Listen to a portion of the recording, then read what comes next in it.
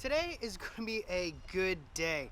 I've got a lot planned, and first things first is I got to do some truck maintenance on my wife's truck.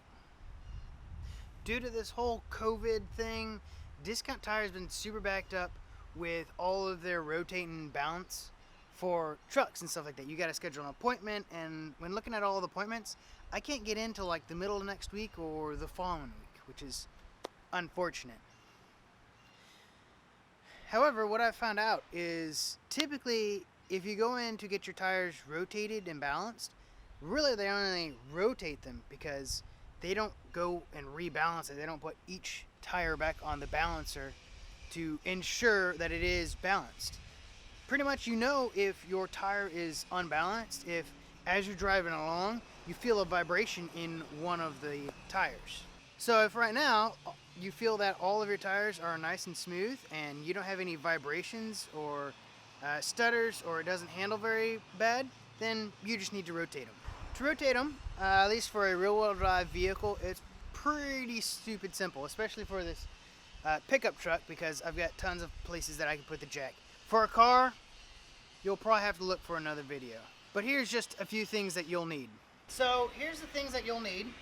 Pretty much just any regular floor jack, this is just a Harbor Freight Pittsburgh, it's just a 2-ton aluminum racing jack.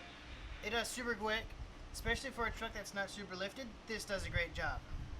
Next thing you'll need are a set of jack stands. These are Harbor Freight jack stands. I did go with the 6-ton, even though I know that truck doesn't weigh 12,000 pounds. It actually weighs half that. It weighs right around 5,400 pounds, so one of these can support the entire weight of that. So I think 2 on one axle is perfectly fine. After that, you'll need some sort of breaker bar, and I've actually got a 6-inch extension plus a socket. The socket that I have on here for a 2009 to 14 F-150 uses a 21 millimeter. I'm pretty sure most of the other trucks are about the same as that. And I've got a handy dandy impact gun. You don't necessarily need this, but it does come in handy. I've got one of those half-inch drive quick disconnect things for this. You're probably looking at this and saying, wow, that's super tiny. And you're right, it kind of is. It won't run these lug nuts down super duper tight, but once you break them loose with the breaker bar, this just makes it go a whole lot quicker. Some of the reasons why you want to rotate your tires every so often, typically they say you're supposed to do it like every oil change or every other oil change. I'm doing it on like every 3rd oil change. It's just what happens with the time that you've got. Pretty much you want to do it to ensure that all 4 tires wear evenly. The front tires obviously do different things than the rear tires. The rear tires just go straight and they don't really do any of the turning, they just push the vehicle. The front tires turn, and when you turn, that causes the tire to roll, which causes more wear on the outsides of the tire than the insides. So when you put them on the backs, and the backs go to the front, then the tires now will wear evenly, because they get equal times doing different jobs. Also, it helps you check for any objects that may get into the tires. The way I'm going to do it with this truck is I'm actually going to put both jack stands in the back and then use the floor jack to jack up each front corner to swap out the tires. It just makes it so much easier. I can get that axle off the ground pretty quick, just putting the jack under the pumpkin and putting the stands right under the axle tube and then dropping down the weight. Super easy, and it makes it pretty sturdy. I don't have to worry about it walking on me, but I'll still be sure to chalk one of the front tires. Because I'm going to go ahead and do all 4 tires, I'm going to take my breaker bar and go around to each corner and go ahead and break the lugs loose. It makes it a lot easier before you get the entire tire off the ground and you try and break it loose and then the tire just spins and you got to hold. No. I'm just going to go ahead and just go around and break all of them loose.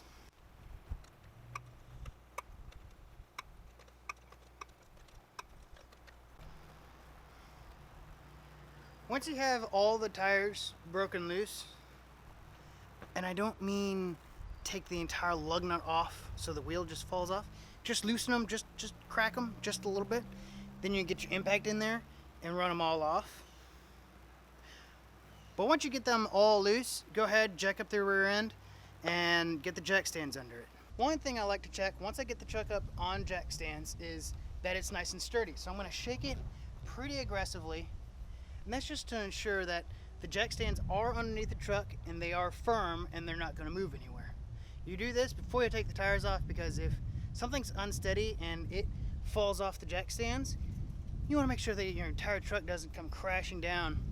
So at least if it falls, it's just going to be on the tires and it'll be just fine. From there, as you can see, the tire is now off the ground. So what I'm going to do next is just take my impact. I'm just going to buzz the rest of these off.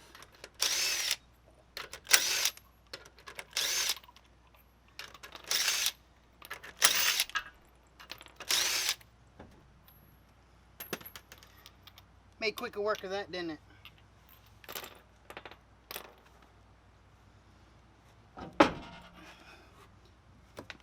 Now that I have the tire off, you can inspect the tread just to make sure that there's no nails, screws, or any other foreign debris that has gotten caught in the tread. If there is, you need to make note of this and get it fixed. Whether if it's in the middle of the tread here and you fix it with a patch, or you actually take it to a tire shop of your choosing to get it fixed. So, see if I can zoom in some. You can see I've got a nail here, and it looks like I've got another nail here as well. So what I'm going to do with those is I'll probably grab my tire patching kit and patch that up myself.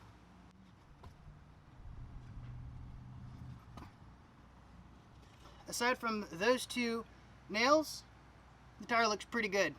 I'm going to go ahead and do this for the rest of them. What I'm going to do for the rotating is, because this is a rear-wheel drive vehicle and these tires are non-directional, which means you can put them on like this, or you can rotate the tire 180 and the tire is still going to run the same direction. What I'm going to do for it is I'm going to take the backs, I'm going to move them to the fronts. The fronts, I'm going to move them to the backs and cross sides, which means driver's front is going to go to the passenger rear, passenger front is going to go to the driver's rear, and both rear tires are going to the front. Pretty simple. I'm going to go ahead and get this done.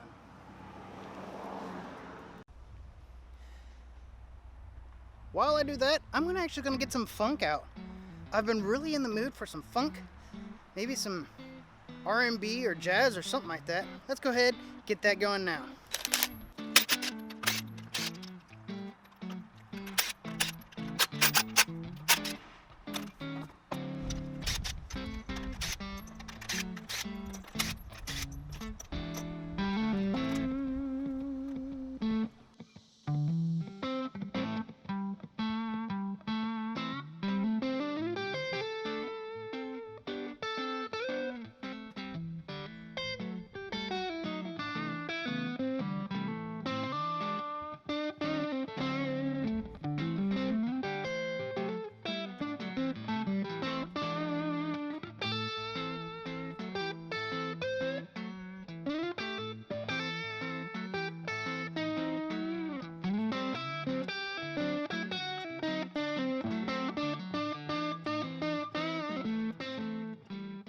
I'm going to go ahead and put these lug nuts back on with my impact.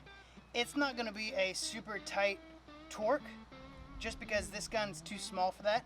I'll be sure to come back with at least my breaker bar or my torque wrench to go ahead and torque them down. I'm pretty sure factory specs are 130 foot-pounds. I ought to go back and make sure.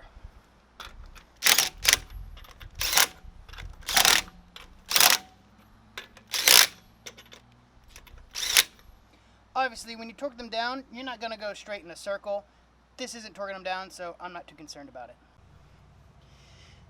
When you have this front tire off, or even all around, it's usually good. This now gives you clearance to all the suspension and all the mud flaps and everything like that. It's always good just to come in here and do a nut and bolt check. Just look at every bolt, make sure that there's no excessive wear, there's no metal shavings or anything like that, or loose hardware. You want to make sure everything's nice and tight. There's no play in anything, except for your caliper. Caliper's probably going to move a little bit.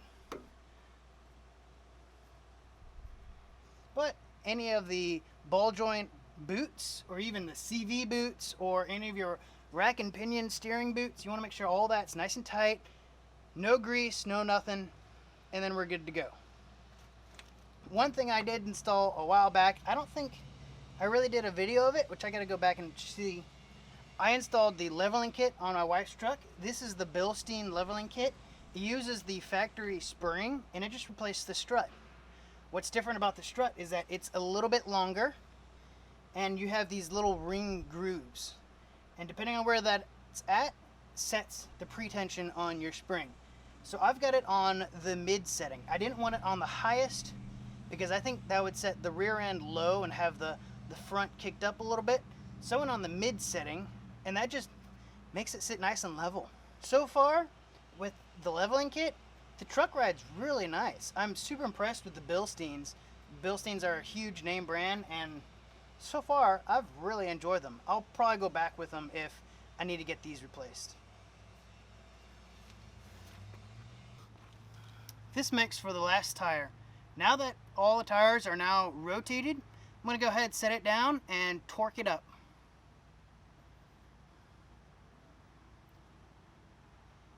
I'm going to torque it up?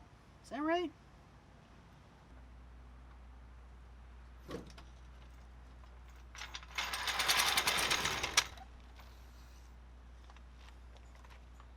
I'm demonstrating this on a 2012 Ford F-150. However, this will pretty much apply to any truck or car even that's rear-wheel drive. For front-wheel drive, yeah, you're probably going to need another video. All in all, your time to get this done, it took me 45 minutes and I'm videoing. So you could probably knock this out in about 20 to 30 minutes.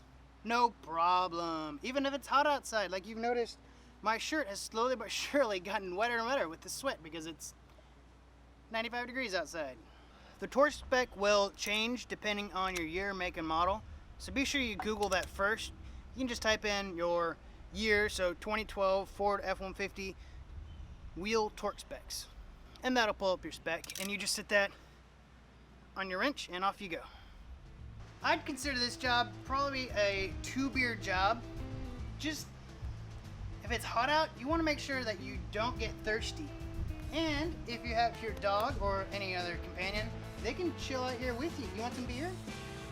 No? Okay. Probably not a good idea that dogs drink beer. Well, with that, I'm going to go enjoy my weekend. Thanks for watching, and we'll see you next time. One more thing I forgot. Once you get everything torqued down, it's usually good to go drive it for a couple 100 miles or just drive on it for a week if you got to go to and from work or just around town or something like that. Just go drive on it for a few 100 miles and then come back and check the torque on your wheels. Sometimes they will loosen up, but you just want to make sure. It's usually good practice just to make sure your tires are not going to fall off or your wheels that they're not going to fall off.